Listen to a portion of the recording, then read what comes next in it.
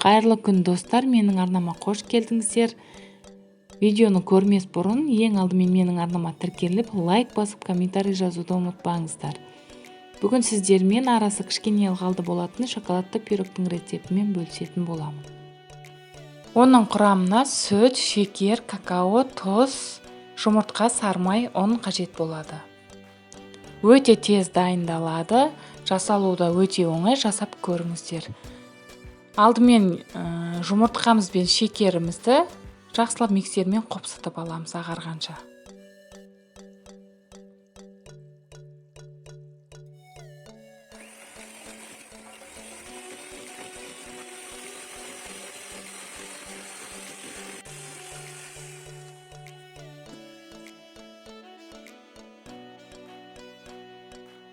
Енді сүтімізді қосамыз. Сүттің температурасы маңызды емес.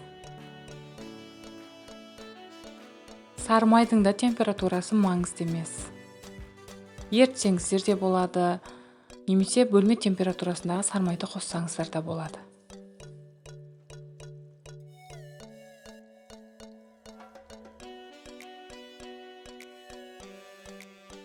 Ал енді ұнымызға 1 шай қасық қопсытқышты қосып араластырамыз.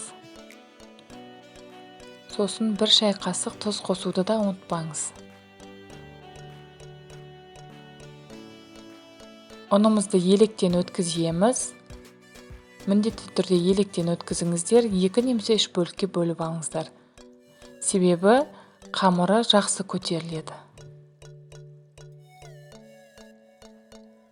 Осылайша жақсылап миксерлейміз.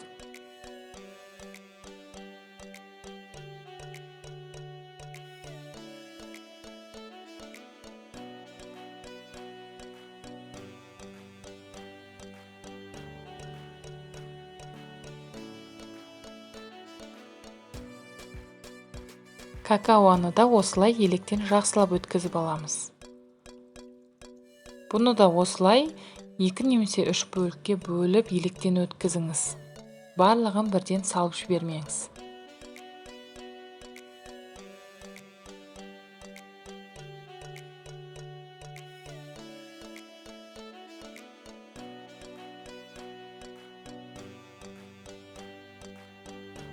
Ал қамырымызды жақсылап миксерлеп алдық. Қамырымыз дайын.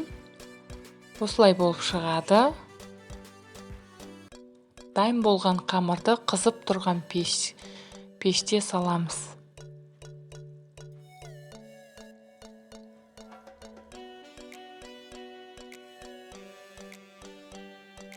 Осылай біркелкі қылып аламыз.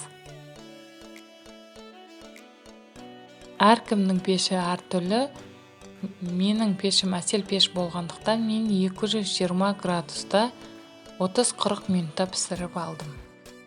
Арасын піскен-піспегендігін шпажкамен көрсеңіздер болады. Пирогым дайын, өте жұмсақ, әдемі болып шықты. Бетіне өздеріңіздің қалауларыңыз бойынша сәндесеңіздер болады.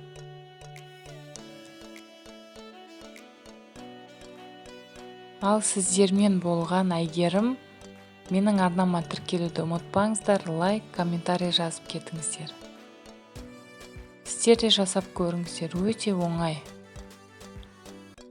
және өте дәмді.